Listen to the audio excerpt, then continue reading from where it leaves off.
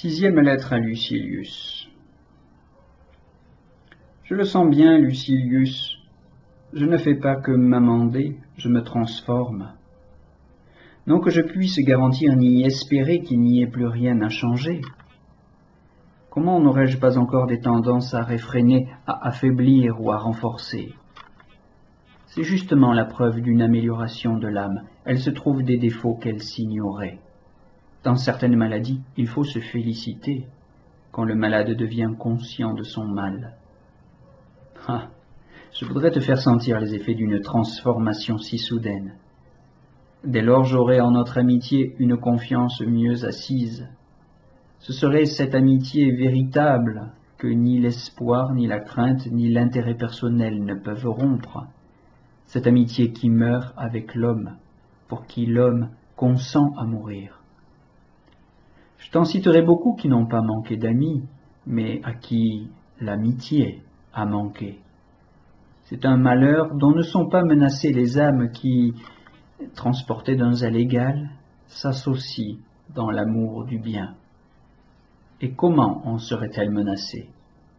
Elles savent qu'entre elles, toutes choses sont communes, principalement les disgrâces du sort. Tu n'imagines pas combien chacune de mes journées m'apporte de profits visibles. Envoie-moi, dis-tu, ces bonnes choses dont tu as apprécié l'effet pour ton compte.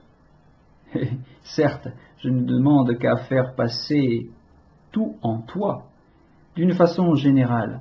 Si j'aime apprendre, c'est pour enseigner, et jamais je ne m'intéresserai à aucune nouveauté, même à une pensée belle et futile, si je dois être seul à profiter de mon savoir. Suppose que la sagesse me soit donnée sous réserve de la tenir en close et de ne pas divulguer ses sentences, je la rejetterai.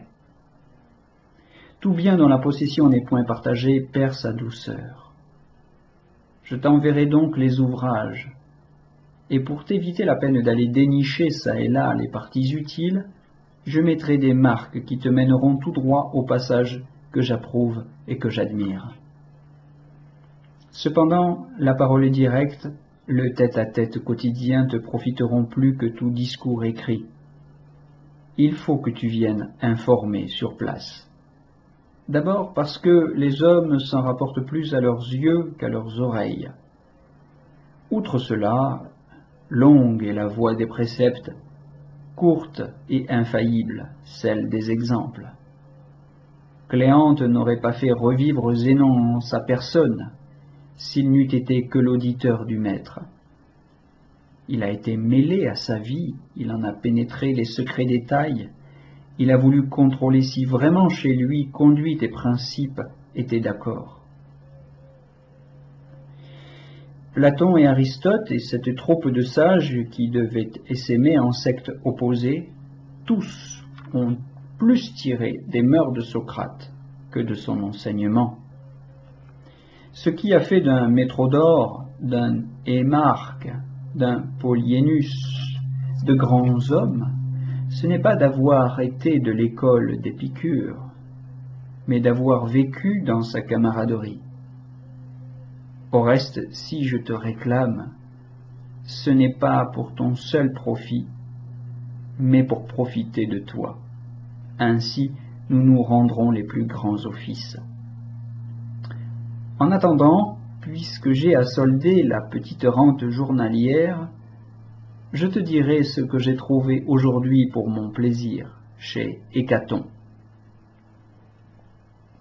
Tu veux savoir, dit-il, quel progrès j'ai accompli?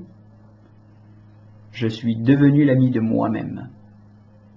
Progrès considérable. Il ne sera jamais seul. Une telle amitié, sache-le, est à la portée de tous.